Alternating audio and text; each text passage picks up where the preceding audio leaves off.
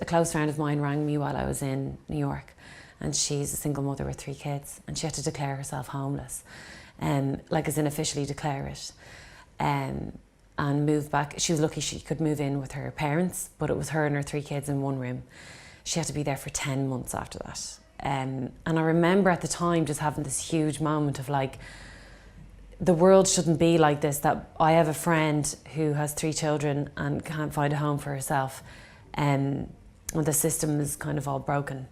And then I'm in New York kind of trying to be discovered as this actress, you know, on some level. And I don't know, there was something going on there that it just was like my desire for things to be better for her made me go like, it's like I wanted to step outside my own usual track, and I wanted her to step off hers and be able to like change it. And I remember just getting it in a flash. It was literally like a flash. It was like, woman steps outside of the system and puts her hands on some bricks. Like, it was all kind of images. It kind of came really fast. It was like, woman builds a house for herself, and by helping herself, people come to her and help her. So it was like a magnetic thing, and a community forms around her.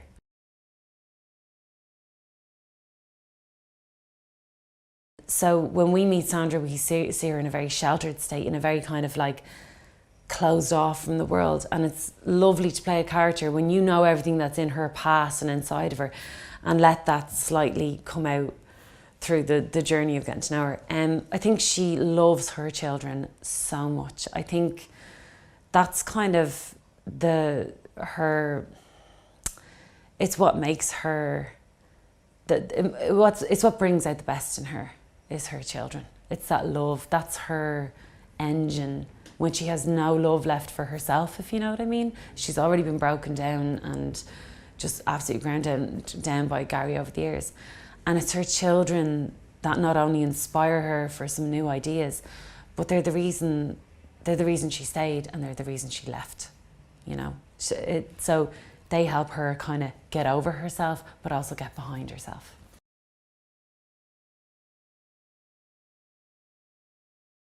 It was kind of amazing to play Sandra because A, I didn't expect to, and B, I got to write her, so I kind of knew who she was. Like, I really knew who she was.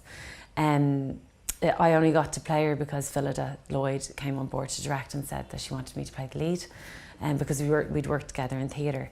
So it was a big game changer. And then it meant as well that every line I was writing for her I wasn't worried about, because I'd know how to deliver it, and I just wouldn't worry about it too much, and you know. But it was something about being on set as Sandra, and if I was asked to improvise doing anything, I just knew who she was. Like, I knew how she moved, I knew what she looks for. I just know what makes her tick. Like, so that helped incredibly as an actor, I suppose.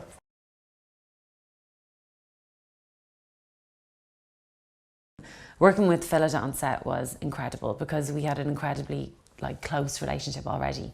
We'd worked together in theatre, and then she also was like part of the drafts, like, you know, when we were working on the script and going through drafts and all that kind of thing. She intimately knew what this story meant to me, and every bit of research I'd done for it, and how much I knew Sandra. So working with her on set was like, we became almost like symbiotically just connected in our brains a little bit, you know. It was kind of incredible because she just would listen to anything that I could feed back to her, which is a huge luxury, like huge luxury, to be the writer and then the actor at the centre or something, and have your director be on the same level as you, and not suddenly go, you know, we're separate now, or I can't ask you any more questions. It was always so collaborative.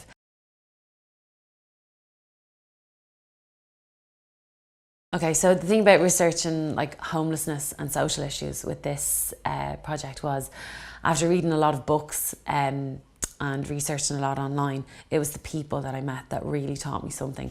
I met incredible people.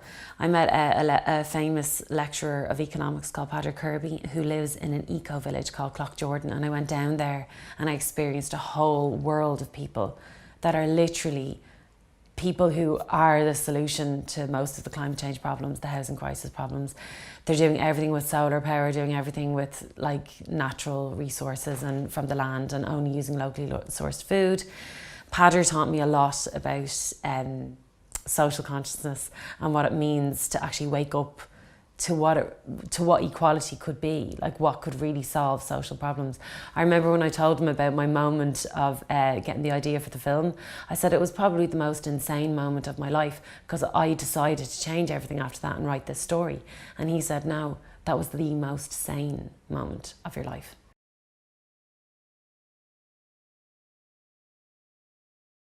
If you want to see a story about somebody who actually is changing their own life and deciding to become a hero for themselves, you should go see this.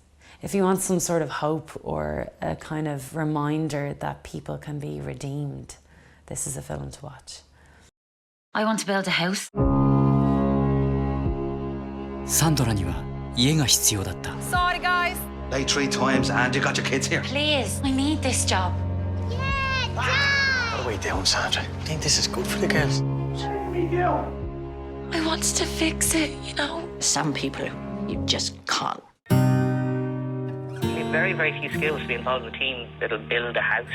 Why didn't you ask me? It's land, Sandra, going to waste. Use it. Build a house for you and your girls. Possible. Hey, if you had to give us a hand. 3. You are not taking my kids! All right. 世界は変えられる。 What is the point of a house if I have no kids to put in? この場所があるから。 There's Sandra. サンドラの小さな家。